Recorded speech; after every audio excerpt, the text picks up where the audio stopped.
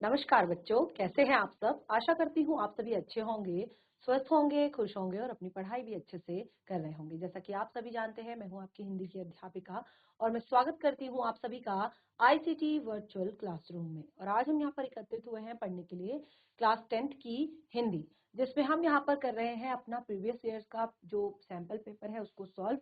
तो यहाँ पर आप देखिए, हमने अपने लास्ट सेशन में मैंने आप लोगों को काफी सारी चीजें इस सैंपल पेपर के बारे में, यानी कि इस प्रीवियस ईयर एग्जाम के पेपर के बारे में बताई थी कि आपको किस तरह से जो है अपने बोर्ड एग्जाम्स में पेपर को सॉल्व करना है, कैसे आपने पेपर को सबसे पहले चेक करना है, अटेंड करना है, कैसे उसमें सारी चीजें देखनी है। तो देखिए, लास्ट सेशन में जो हमने यहाँ पर पढ़ा था उसमें मैंने सबसे मेन चीज आपको बताई थी कि इस तरह का पूरा आपका पैटर्न होगा जो आपका पेपर है। और यही रीजन है कि मैंने लास्ट ईयर का ही पेपर आपका यहाँ पर लिया है। और अभी हम आगे बहुत सारे पेपर्स को लेंगे, यानी कि कुछ 5-6 ईयर के हम यहाँ पर पेपर डिस्कस करेंगे।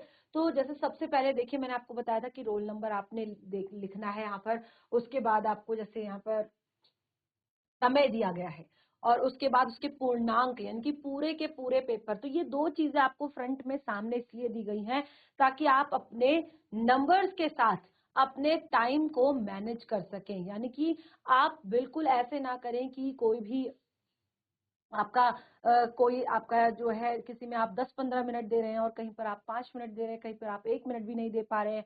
तो ऐसा ना हो, आप टाइम मैनेजमेंट करके चलें, आप अच्छे से जो है चैप्टर को पूरे प्रश्न पत्र को पढ़ें, समझें।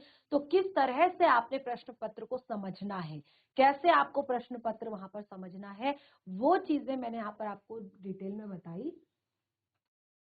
तो जैसे देखिए, आपको यहाँ पर मैंने बताया सबसे पहले कि इस प्रश्न पत्र में आपको सबसे पहले जो करना है वो करना है आवश्यक निर्देश। उनको आपने समझना है, आवश्यक निर्देशों को आपने पढ़ लेना है। वो निर्देश क्या है? केवल दो हैं, लेकिन समझने के लिए है। पहला है कि आपको दो खंड दिए गए हैं पेपर में, आपके दो खंड है अ और ब। आपने दोनों खंडों को पढ़ना है। उसके बाद आपने सभी प्रश्नों के उत्तर देने हैं। यानी कि ऐसा नहीं है कि आप खंड अ को छोड़ दें या खंड ब को छोड़ दें। आप कोशिश कीजिए कि आप सारे के सारे प्रश्नों को, जितने भी प्रश्न आपको दिए गए हैं, उन सभी को अटेंड करें, किसी भी प्रश्न को ना छोड़ें। ठीक है ना? और दूसरा ऑप्शन जो मैंने आपको बताया था वो था कि आप उन सभी प्रश्नों को यथासंभव यानी कि जितना आपसे संभव हो सके कोशिश कीजिए। कई बार ऐसा लगता है कि ये मुझे अच्छे से आता है, इसको पहले लिख देता हूँ, ये थोड़ा सा कम आता है, इसको बाद में लिखूंगा। तो ऐसे क्या होता है, बिल्कुल पेपर में जो है आंसर शीट में हौज पौज हो जाती है। यानी कि आप लोगों को जो चेक करने वाले होते हैं उनको थोड़ा सा कंफ्यूजन हो जाता है, क्योंकि जो है बार बार उनको प्रश्न पत्र से वो मैच करनी पड़ती है कॉपी, कि कौन सा प्रश्न यहाँ पर अटेंड किया गया है, वो कितने नंबर का है, वो कितने मार्क्स उसमें देने हैं। ठीक है ना? तो ये आपके लिए भी ठीक नहीं है। और जब यहाँ पर जो है कॉपी आपकी चेक की जाएगी कहीं पर, तो वहां के लिए भी ठीक नहीं है। तो इसलिए जितना हो सके पॉसिबल आपको उसको क्रमवार लिखना है, क्रम से लिखना है। यानी कि अगर प्रश्न 1 सॉल्व कर रहे हैं तो उसके बाद 2, उसके बाद 3, उसके बाद 4, इस तरह से क्रमवार होकर क्रमबद्ध तरीके से आप उनको सॉल्व करें। तो ये दो चीजें हमने यहाँ पर मेन पढ़ी थी और उसके बाद हमने यहाँ पर पेपर के पैटर्न को डिस्कस किया था कि किस तरह का पैटर्न हमारा होता है। अब देखिए, क्लास 10th में है आप लोग, और क्लास 10th में जो है बहुत ज्यादा 9th तक होता है, जो 8th तक की जो पढ़ाई होती है उसको हम काफी इजी लेते हैं। बहुत इजीली हम उस पढ़ाई को लेते हैं और हो भी जाती है, आसानी से पढ़ भी लेते हैं। लेकिन क्लास 9th से फिर क्या होता है कि थोड़ा सा हमारा लेवल बढ़ जाता है पढ़ाई का। आपने देखा होगा कि क्लास 8 के बाद 9th में कई बार बच्चों के नंबर कम भी आते हैं, मार्क्स कम भी आते हैं। ठीक है ना? तो क्योंकि यहाँ पे एकदम से लेवल बढ़ जाता है, और फिर देखिए जो 9th होती है बिल्कुल उसी के साथ साथ आपका क्लास 10th का यानी कि बोर्ड का भी जो है परीक्षाएं आपके सामने होती हैं। तो अगर आपको शुरुआत में ही यहाँ पर सैंपल पेपर जो है आपको बताया जा रहा है, यानी कि आपको पैटर्न बताया जा रहा है किस तरह का आपका पेपर आएगा, एक बार जब हम बाद में डिस्कस करेंगे तो उस टाइम पे भी और अच्छे से आपको समझ आ जाएगा, फिर तो आप कहीं पर कोई डाउट आपके लिए नहीं रहेगा।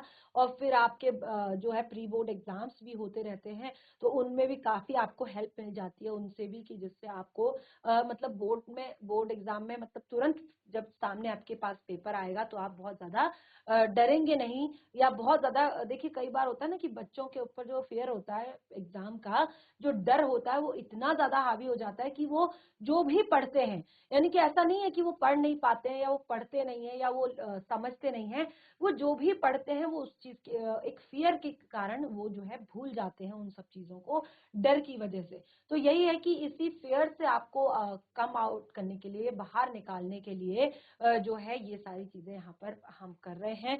तो जैसे आपको मैंने बताया पैटर्न हमने यहाँ पर पढ़ा था, जो सबसे पहले मैंने आपको बताया था कि ये है आपका एक अपठित गद्यांश। अपठित, ध्यान से समझिएगा, अपठित यानी कि जो आपने पहले नहीं पढ़ा है, ठीक है ना। तो अब हम इसको यहाँ पर सॉल्व करेंगे, एक एक करके हम पेपर को सॉल्व करेंगे, एक एक चीज हम यहाँ पर लेंगे। और जैसे जैसे हम आगे बढ़ते जाएंगे, जैसे अगर हम पत्र यहाँ पर पढ़ रहे हैं, ठीक है ना, तो आज तो मैं आपको इसी तरह से पढ़ाऊंगी केवल, लेकिन जो नेक्स्ट हमारा सेशन होगा उसमें मैं आपको प्रॉपर पत्र से रिलेटेड हम यहाँ पर पूरी एक पीपीटी शेयर करेंगे, और उससे मैं आपको डिटेल में बताऊंगी पत्र क्या होता है, पत्र किसे कहते हैं, पत्र के कितने प्रकार होते हैं, सारी चीजें। तो ये है प्रश्न एक, जो है आपका अपठित गद्यांश, और जिसको हमने अपने लास्ट सेशन में देखा कि यहाँ पर ये जो है आपका पूरा का पूरा 7 नंबर का ये आपका प्रश्न है। कितने नंबर का है ये? 7 नंबर का आपका पूरा प्रश्न है, देख सकते हैं।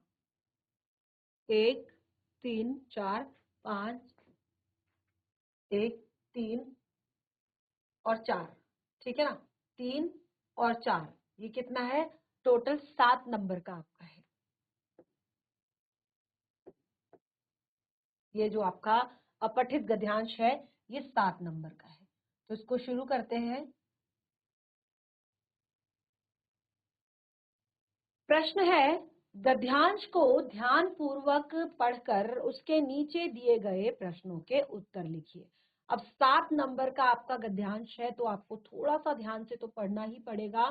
तो सबसे पहले देखिए, चलिए शुरू करते हैं।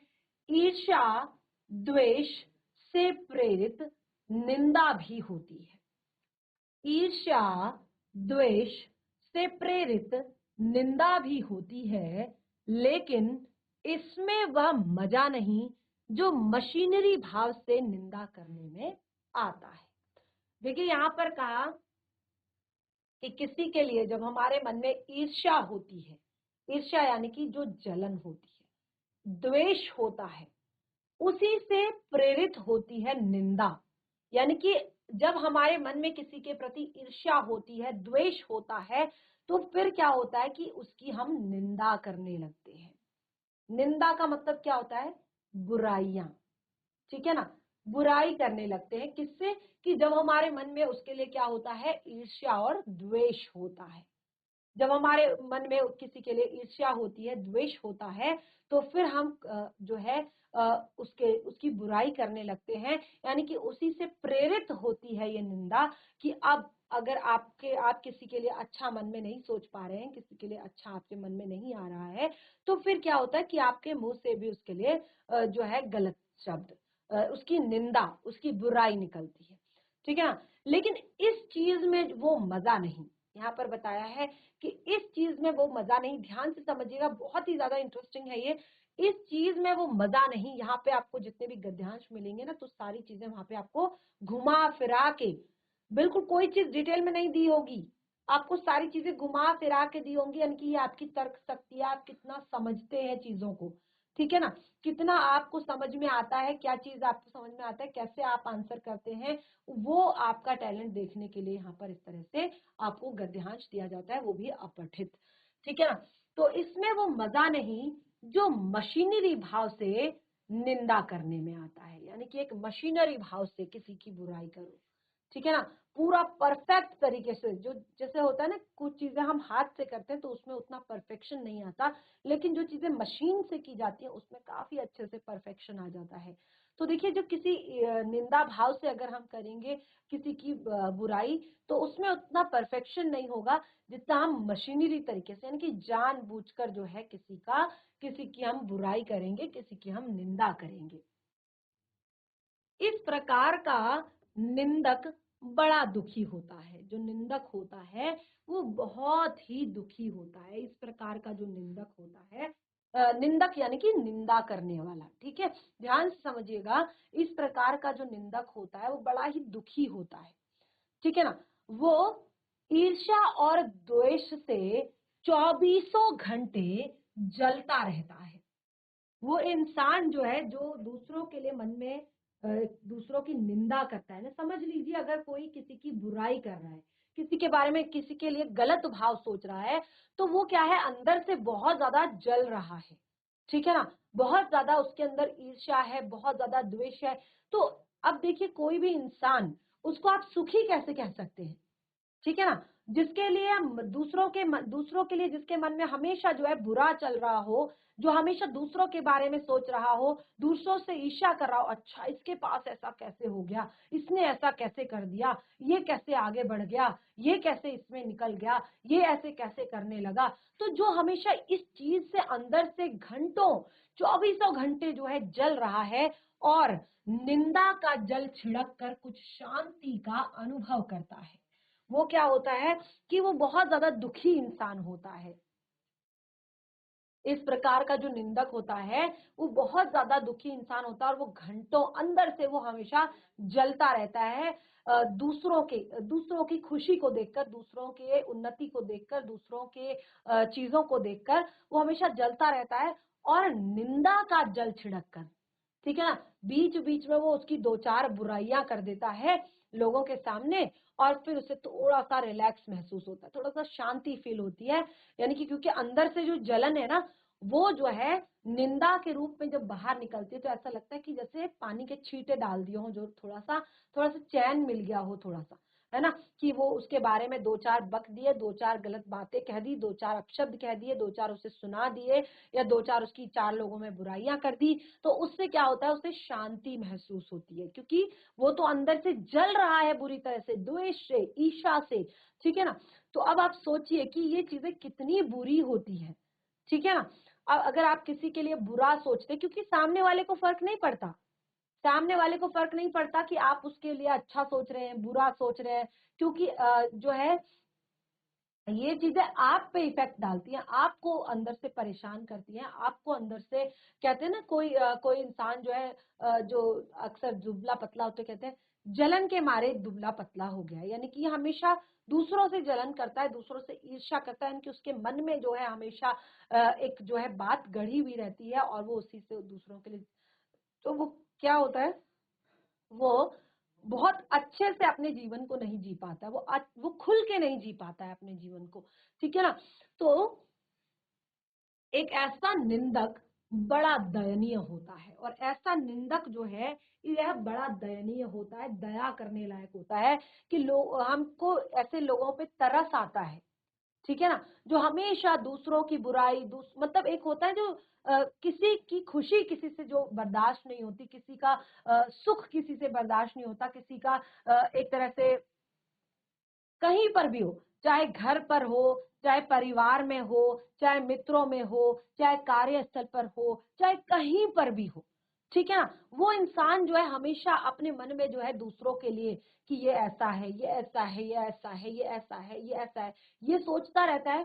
तो दूसरे इंसान को तो कोई फर्क नहीं पड़ता, लेकिन वो क्या होता है कि वो अपने अंदर से, कि किसी की खुशी नहीं देखी जाती, किसी का एक तरह से सुख नहीं देखा जाता, किसी की उन्नति नहीं देखी जाती, किसी का एक तरह से किसी को कोई उपहार मिल गया वो नहीं देखा जाता।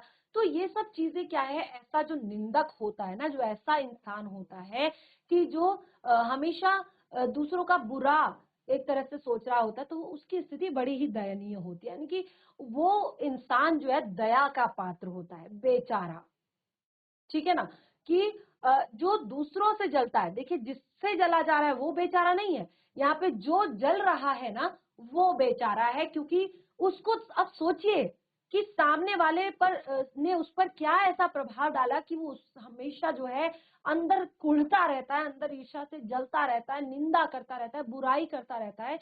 तो ऐसा जो इंसान है वो बहुत ही ज्यादा दयनीय होता है।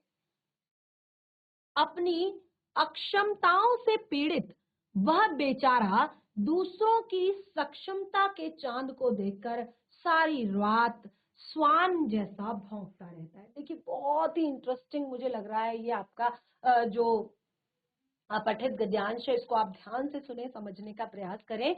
जैसे मैंने आपको बताया कि डिटेल में कुछ नहीं बताया जाता है, यहाँ पर आपको चीजें समझनी होती हैं कि आखिर क्या कहने की कोशिश की जा रही है। ठीक है ना। लास्ट में जो आपका एक प्रश्न आएगा कि उपयुक्त गद्यांश का उपयुक्त शीर्षक सुझाइए, तो ये प्रश्न मैं दूंगी आपको होमवर्क में। तो इसीलिए आप एक एक चीजें जो है थोड़ा सा डिटेल में समझें कि क्या कहने की कोशिश की जा रही है। देखिए वो दयनीय क्यों होता है, वो दया का पात्र क्यों होता है जो दूसरों की बुराई करता है। ठीक है ना, हमें तो गुस्सा आना चाहिए उस इंसान पे जो दूसरों की बुराई कर रहा है, लेकिन नहीं, वो बेचारा तो दया का पात्र है। क्यों है दया का पात्र? जो अपनी अक्षमताओं से पीड़ित, यानी कि उसके अंदर तो क्षमताएं हैं नहीं, ठीक है ना, वो तो अपनी अक्षमताओं से पीड़ित है, यानी कि वो उस लेवल पे पहुंच तो सकता नहीं है। और दूसरों की सक्षमता के चांद को देखकर, कि जब दूसरे जो है अपने कामयाबी के झंडे गाड़ते हैं, दूसरे जब अपनी एक तरह से उनको सुख संसाधन मिलते हैं, उनके लेवल के हिसाब से, उनके रेपुटेशन के हिसाब से, और उनकी कार्य क्षमता के हिसाब से, उनकी मेहनत के हिसाब से, तो वो जो है जो अक्षमताओं से पीड़ित व्यक्ति है, ठीक है ना, जो निंदक है, वो क्या बेचारा जो है अक्षमता से पीड़ित है, यानी कि उसको खुद तो कुछ आता नहीं है, वो खुद तो कुछ कर पाता नहीं है, यानी कि वो उस लेवल से आगे नहीं बढ़ पा रहा है वो जिस लेवल पर है। ठीक है ना। और जो इंसान आगे बढ़ रहा है उसकी उन्नति के चांद को देखकर, उसकी सक्षमता के चांद को देखकर वो सारी रात स्वान जैसा भौंकता रहता है, यानी कि वो कुत्ते की तरह भौंकता रहता है, उसको कोई सुनता नहीं है। आपने मुहावरा सुना होगा कि हाथी चलते जाते हैं, कुत्ते भौंकते जाते हैं। ठीक है ना। तो ये आपका हिंदी में है ये मुहावरा, यानी कि ऐसा हाथी, यानी कि एक ऐसा इंसान जो मदमस्त है, जिसको फर्क नहीं पड़ता किसी से, क्योंकि उसका जो शरीर है, उसका जो काम है, वो एक झटके में सब कुछ कर सकता है। वो कुछ ही किसी भी दीवार को गिरा सकता है, किसी भी घर को गिरा सकता है, कुछ भी कर सकता है। लेकिन जो श्वान होते हैं, कुत्ते जो होते हैं, वो उसके पीछे जो है दौड़ते रहते हैं और भौंकते रहते हैं। ठीक है ना। हस्ती चढ़िए ज्ञान की, ठीक है ना, ये आपने दोहा पढ़ा होगा, हस्ती चढ़िए ज्ञान की। उसमें जो है ये संसार जो है क्या करता है, एक श्वान की तरह भौंकता रहता है, कुत्ते की तरह भौंकता रहता है, यानी कि बोलता रहता है बिना फालतू में, क्योंकि उसको कोई फर्क नहीं पड़ता। हाथी को कोई फर्क नहीं पड़ता, वो तब भी अपनी उसी मस्ती में आगे बढ़ता रहता है, तब भी उसी मस्ती में चलता रहता है। लेकिन जो तो देखिए यहाँ पे क्या बताया कि वो बेचारा अपनी अक्षमताओं से पीड़ित है, यानी कि वो तो उस लेवल पे जा नहीं सकता। ठीक है ना। उसने जितनी उसकी क्षमता है, जितना उसका स्टेटस है, जितना उसका लेवल है, वो उस हिसाब से काम कर रहा है। ठीक है ना। लेकिन जो सामने वाला आगे बढ़ रहा है उसको बहुत ज्यादा जलन हो रही है, बहुत ज्यादा ईर्ष्या हो रही है, और इस कारण वो बेचारा अब दूसरे की सक्षमता के चांद को देखकर सारी रात भौंकता रहता है श्वान के जैसा। ठीक है ना। तो जैसे यहाँ पर कबीरदास जी ने भी कहा है कि हमें ज्ञान के हाथी पर आगे बढ़ना है, क्योंकि संसार का काम है श्वान की भांति भौंकना, यानी कि लोगों का तो काम है बातें बनाना, लोगों का तो काम है दूसरों के बारे में कहना। अगर आप आगे भी बढ़ रहे हैं ना तो भी कहेंगे अरे जरूर इसने कुछ ना कुछ घोटाला किया होगा। ठीक है ना। वहां पे आपकी मेहनत नहीं देखी जाएगी। और अगर आप कहीं पे डाउन हो जाएंगे, बेचारा दिन रात पढ़ता था फिर भी जो है आगे नहीं बढ़ पा रहा है। तो संसार का काम है आपको पीछे खींचने का, संसार का काम है आपको पीछे धकेलने का, लेकिन यहाँ पर क्या कहा है कि मेहनत करते रहना है, आगे बढ़ना है, किसी की नहीं सुननी है। तो उस निंदक के बारे में हम पढ़ रहे हैं जो हमेशा दूसरों की बुराई करता है, दूसरों के लिए बुरा सोचता है, दूसरों के लिए मन में बुरे विचार रखता है। यहाँ पर उसकी भी बात हो रही है कि जो सामने से तो काफी अच्छे से हमारे साथ बिहेव करता है, लेकिन मन में जो विचार होते हैं वो हमेशा कैसे होते हैं, बुरे होते हैं, और वो कहीं ना कहीं किसी न किसी वे में हमें दिखाई दिए जाते हैं, दिख जाते हैं कि ये इंसान हमसे कितनी ईर्ष्या रखता है, क्योंकि वो किसी न किसी तरीके से आपके सामने वो चीज आ जाएगी जो उसके मन में है। वो भले ही शो नहीं करेगा, लेकिन वो किसी न किसी वे में आ जाएगी। उसकी जो ईर्ष्या है, उसका जो द्वेष है आपके लिए, वो किसी न किसी तरह से आपके सामने आ जाएगा। ठीक है ना। ईर्ष्या द्वेष से प्रेरित निंदा करने वाले को कोई दंड देने की जरूरत नहीं है। अगर आप कहते हैं कि ये आपसे बहुत जलता है, ये आपसे बहुत ज्यादा द्वेष रखता है, यानी कि हमेशा मतलब जो है मेरे बारे में लोगों से बुराई करता है मेरी, या एक तरह से मुझसे अच्छे से बात नहीं करता, तो ऐसे लोगों को दंड देने की जरूरत नहीं है। क्योंकि जैसे मैंने क्या कहा, वो तो बेचारे होते हैं, वो तो खुद उनकी स्थिति दयनीय है। आप क्या दंड देंगे उन्हें? उन्हें भगवान दंड दे रहा है, क्योंकि वो अंदर से जो है पूरी तरह से जो है आपके लिए सोच रहे हैं। वो अपने बारे में नहीं सोच रहे हैं, वो अपने आप को आगे बढ़ाएं, कैसे अपने जीवन को ठीक करें, कैसे चीजों को ठीक करें, उसके लिए नहीं सोच रहे हैं। वो सोच रहे हैं कि ये आगे कैसे बढ़ गया, इसको कैसे मिल गया, ये कैसे इतना आगे निकल गया, इसकी कैसे इतनी अच्छाई हो रही है। ठीक है ना। तो ऐसे लोग होते हैं बेचारे, तो इनको दंड देने की कोई आवश्यकता नहीं होती, कोई जरूरत नहीं होती, क्योंकि निंदक बेचारा तो स्वयं दंडित होता है। ये तो उसको भगवान ने ही दंड दे रखा है। ठीक है ना। उसको स्वयं उसको दंड मिला हुआ है, तो वो उसको आपको उसको कोई दंड देने की जरूरत नहीं है। अगर कोई आपकी बुराई कर रहा है, देखिए यहाँ पे साफ साफ शब्दों में कहा है कि अगर कोई आपकी कितनी भी बुराई करे, कुछ भी आपके लिए सोचे, किसी भी तरह के विचार आपके मन में रखे, आपने कुछ नहीं कहना है। उसका जो अंदर की ईर्ष्या है वो खुद उसको जलाएगी, खुद उसको जो है खत्म कर देगी। आपको बस आगे बढ़ते रहना है जीवन में। आपको बस अपने बारे में अगर सोचिए, हर इंसान अगर, अब भले ही जैसे यहाँ पर हम जो बात कर रहे हैं कि कितने सारे लोग होते हैं हमारे आसपास, ठीक है ना। तो इतने सारे जो लोग हैं हमारे आसपास, अब जरूरी नहीं कि कहीं पे हमें भी किसी के बारे में ऐसा हमारे मन में भी कहीं पे आ जाए, और किसी और के मन में आ रहा है, क्या आ रहा है वो हमें नहीं पता, लेकिन कभी अगर हमारे मन में भी ऐसा आता है तो बिल्कुल इस तरह का ख्याल अपने दिमाग से निकाल देना है। सिर्फ अपने पे फोकस करना है कि मुझे अपनी लाइफ में क्या करना है, मुझे अपने जीवन को किस तरह से अच्छा बनाना है, मुझे अपनी लाइफ में क्या अचीव करना है, और उसके लिए मुझे कितनी मेहनत करनी पड़ेगी। क्योंकि आप दूसरों के बारे में सोचकर, चाहे अच्छा सोचे चाहे बुरा सोचे, दूसरों के बारे में आप सोचकर जो है केवल अपना टाइम वेस्ट करेंगे, अपना समय खराब करेंगे। तो अगर हर इंसान इस तरह से सोचने लग गया, तो ये जो ईर्ष्या और द्वेष है ना, ये खत्म हो जाएगा। क्योंकि अगर कंपटीशन अपने आप से रखोगे, ठीक है ना, कंपटीशन अगर अपने आप से रखोगे तो ईर्ष्या द्वेष सब खत्म हो जाएगा। अपने आप से कंपटीशन रखो, मुझे सुबह 4 बजे उठना है, मुझे सुबह उठना है, मैं उठूंगा, मेरे साथ कोई नहीं उठेगा, कोई मेरे लिए हेल्प नहीं करेगा, कोई मेरे लिए चाय बनाकर नहीं लाएगा, कोई मेरे लिए दूध नहीं लेकर आएगा, कोई मेरे लिए कॉफी नहीं लेकर आएगा, कोई मुझे नहीं उठाएगा, मैं खुद उठूंगा, ये कंपटीशन मेरा है क्योंकि मेरे बोर्ड एग्जाम्स हैं। ठीक है ना। ये सोचकर, ठीक है, कोई किसी से कोई हेल्प की नहीं, अपने आप पर, अपने आप से कंपटीशन करो। आज तू 4 बजे नहीं उठा, कल तुझे फिर से 4 बजे का अलार्म लगाना है, तूने फिर से 4 बजे उठना है। ठीक है ना। तो ये कंपटीशन अपने आप से रखो, तो कहां जाएगा ईर्ष्या, कहां जाएगा द्वेष। ना आप गलत कभी किसी के बारे में सोचोगे, और कोई और अगर आपके बारे में गलत सोच रहा है तो फिर उससे भी आपको कोई फर्क नहीं पड़ेगा, क्योंकि आप तो सिर्फ अपने उस मंजिल को देख रहे हो। ठीक है ना। आपको फर्क नहीं पड़ेगा दूसरा क्या कह रहा है क्या नहीं कह रहा है। तो ऐसा जो निंदक होता है ना, अगर कोई आपकी बुराई भी कर रहा है तो आपको उसको दंड देने की जरूरत नहीं। अच्छा है, कैसे कह दिया तूने मेरे बारे में ऐसा, आपको जाके उससे लड़ने की जरूरत नहीं है कि कैसे तूने मेरे बारे में ऐसा कहा। कैसे तूने मुझे ये सब कहा? ये कहने की जरूरत बिल्कुल भी नहीं है, क्योंकि उसको तो अंदर से स्वयं दंड मिल रहा है, वो तो स्वयं ईर्ष्या की आग में जल रहा है। तो ऐसे बेचारे को दंड देने की जरूरत नहीं है। आप चैन से सोइए, यानी कि अपना काम करिए, अपने लक्ष्य पर ध्यान दीजिए और चैन से सोइए। कुछ सोचने की जरूरत नहीं कि वो मेरे बारे में क्या सोचता है, वो मेरे लिए क्या कर रहा है और वो किस तरह से, क्योंकि जैसे मैंने बताया ना कि उसकी जो ईर्ष्या है वो आपके सामने आ जाएगी।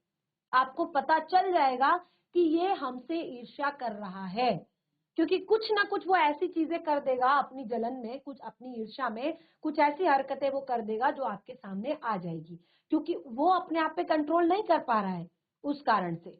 ठीक है ना? लेकिन आपको अपने आप पे संयम रखना है, कंट्रोल करना है। ऐसे इंसान को दंड देने की जरूरत नहीं है, क्योंकि वो अपने आप से दंडित है, अंदर से अपने आप से वो दंड उसको मिला हुआ है। आप चैन से सोइए। जलन के कारण और वह तो जलन के कारण सो भी नहीं पाएगा, रात भर नींद नहीं आएगी कि ऐसा कैसे हो गया। ठीक है ना? अब देखिए कहीं पर क्या होता है कि बराबर इंसान मेहनत करता है, वहां पर होता है लक। तो वहां पर भी आपको दूसरे से जलने की या ईर्ष्या करने की जरूरत नहीं है कि यार वो फर्स्ट डिवीजन आ गया, उसने टॉप कर दिया, कैसे उसने टॉप किया। ठीक है ना? अब उसने उस लेवल की मेहनत की थी, उसका जो थोड़ा बहुत लक भी होता है कि उसका लक जो है चल रहा था, आपने थोड़ा सा कहीं पर कमी रह गई मेहनत की। तो ये मत सोचिए कि वो कैसे आगे बढ़ गया, आप ये सोचिए कि मेरी कमी कहां पर रह गई कि जो मैं वहां तक नहीं पहुंच पाया।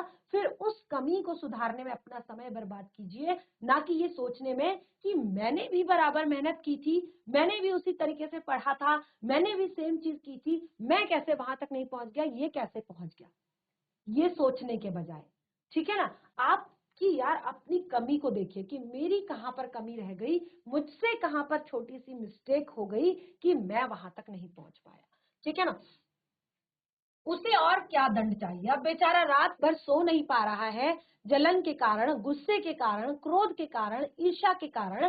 ठीक है ना? सोच रहा है अरे इसे कैसे परेशान किया जाए, रात भर सोच रहा है। ठीक है ना? सोया नहीं है रात भर, क्योंकि अंदर तो जलन है ना, ईर्ष्या है अंदर, द्वेष है अंदर, तो वो सो नहीं पा रहा है। कैसे परेशान करूं इसे? अब कल का दिन में इसके लिए कैसे ऐसा उलझा दूं कि ये बिल्कुल उलझ कर रह जाए, इसे कैसे परेशान करूं, कैसे इसकी निंदा करूं, कहां से इसकी कमियां निकालूं, कहां से इसकी गलतियां निकालूं, कैसे इसको परेशान करूं। तो रात उसकी इसी में गुजर जाती है। ठीक है ना? प्लानिंग में ही गुजर जाती है, बेचारा सो ही नहीं पाता दूसरे के बारे में सोच सोच के। ठीक है ना? तो ये चीज आप चैन से सोइए, आपको कोई फर्क नहीं पड़ना। ठीक है ना? निरंतर अच्छे काम करते जाने से उसका दंड भी सख्त हो जाता है। ठीक है ना? अगर निरंतर जो है अच्छे काम करते रहने से उसका दंड भी सख्त हो जाता है। जैसे कवि ने एक अच्छी कविता लिखी, ईर्ष्याग्रस्त निंदक को कष्ट होगा। ठीक है ना? अगर आप निरंतर अच्छे काम करते रहेंगे, ठीक है ना? अब आप, जैसे मैंने कहा ना कि सजा देने की जरूरत नहीं है, उसके सामने जाकर जरूरत नहीं है कि भाई तूने मेरे लिए क्यों किया ऐसा, लड़ने की जरूरत नहीं है। उसको दंड मिल रहा है अपने आप, वो रात रात भर सो नहीं पा रहा है आपकी कामयाबी को देखकर, आपके अच्छी जो काम है उसको देखकर। ठीक है? क्योंकि वो तो रात भर सोच रहा है कि मैं इसे कल कैसे बिजी करूं, कैसे इसे परेशान करूं, कैसे मैं इसको गालियां पड़वाऊं, कैसे मैं इसको डांट पड़वाऊं, कैसे मैं इसकी बुराई करूं लोगों पे, कैसे मैं इसको नीचा दिखाऊं, वो रात भर ये सोच रहा है। ठीक है ना? लेकिन अगर आप, जैसे मैंने क्या कहा, अपने आप से कंपटीशन, अपने आप को सोचो। अगर आप अच्छे काम करते जाएंगे, अच्छे काम करते जाएंगे, अच्छे काम करते जाएंगे, उसका दंड और भी सख्त होता जाएगा, उसकी जलन और भी बढ़ती जाएगी, उसका द्वेष और भी बढ़ता जाएगा, और फिर वो जो है और ज्यादा इरिटेट हो जाएगा, और ज्यादा परेशान हो जाएगा। ठीक है ना? तो जैसे कोई कवि होता है, ठीक है ना, अगर उसने बहुत अच्छी कविता लिख दी और उसकी कविता जो है फेमस हो गई, जैसे हमने पढ़ा है ना कविता की उड़ान के बारे में, कि कविता की जो उड़ान होती है वो ऐसा नहीं है कि जैसे फसल पकती है तो फसल भी पकती है तो उसको काट लिया जाता है और वो भी स्टोर करके रखा जाता है, एक बार वो भी खत्म हो जाती है, फिर दोबारा बोनी पड़ती है, फिर दोबारा काटी जाती है, यानी कि ये चलता रहता है। फूल खिलते हैं, बहुत सुंदर खुशबू होती है, लेकिन एक टाइम ऐसा आता है कि मुरझा जाते हैं और फिर दोबारा से नए फूल खिलते हैं। तो हर चीज की एक सीमा होती है। चिड़िया जो है अपनी उड़ान भरती है, लेकिन वो भी क्षितिज तक जाती है और फिर वहां से रात को अपने घोंसले में वापस आ जाती है। लेकिन कविता की जो उड़ान होती है, कल्पनाओं की जो उड़ान होती है, उसकी सीमा नहीं होती। आपने देखा होगा क्लास 10 तक आप आ गए हैं और कवियों ने इतनी सुंदर सुंदर सब्जेक्ट, हर विषय, प्रकृति का कोई ऐसा विषय नहीं, कोई ऐसी चीज नहीं, कोई ऐसी वस्तु नहीं जिस पर कविता ना लिखी गई हो। और कविता ऐसी चीज है जो हमेशा तक, हमेशा से, हमेशा तक अपना रस लोगों पर बरसाती रहती है, आनंद लोगों को देती रहती है। तो यदि कोई कवि कोई अच्छा जो है अच्छी कविता लिख देता है, तो क्या होता है कि जो निंदक होता है उसका जो कष्ट होता है वो और भी ज्यादा बढ़ जाएगा, उसको कष्ट और भी ज्यादा होगा। और अब अगर एक और अच्छी लिख दी तो फिर उसका कष्ट और ज्यादा दुगना हो जाएगा। यानी कि जितनी जितनी अच्छी कविताएं लिखता वो जाएगा, क्योंकि वो तो फेमस होगा, वो मेहनत कर रहा है, वो विचार कर रहा है, वो कल्पनाएं कर रहा है, वो यात्राएं कर रहा है, तब जाके वो इन कविताओं को लिख रहा है। और तुम केवल उसकी अच्छाई पर ईर्ष्या कर रहे हो, उसकी कामयाबी पर ईर्ष्या कर रहे हो, ठीक है। तो उसको और ज्यादा कष्ट होगा, और अगर एक और लिख दी तो उसका कष्ट तो दुगना हो जाएगा। तो इस तरह से आज हमने यहाँ पर अपने गद्यांश का आधा जो यहाँ पर पार्ट है उसको हमने पढ़ा, और इसका जो बाकी का पार्ट है उसको हम कंटिन्यू करेंगे अपने नेक्स्ट सेशन में। आपको मैं आशा करती हूँ कि जो आधा पार्ट हमने पढ़ा है वो समझ में आया होगा, काफी ज्यादा इंटरेस्टिंग है। और जैसे इतना टाइम आपको वहां पर नहीं लेना है एग्जाम में, यहाँ पर तो मैं आपको डिटेल में बता रही हूँ कि आपको कैसे समझना है चीजों को, ठीक है ना। ये मैं इस तरह से आपको इसलिए बता रही हूँ क्योंकि आपको वहां पर जो पूरी चीजें आपने पढ़नी है ना, वो इशारा कहीं और तीसरी तरफ करती हैं। तो इस तरह से आपने समझना है, इसलिए मैं आपको डिटेल में बता रही हूँ। बाकी का जो टॉपिक है उसको कंटिन्यू करेंगे हम अपने नेक्स्ट सेशन में। तब तक के लिए धन्यवाद। आपका दिन शुभ हो।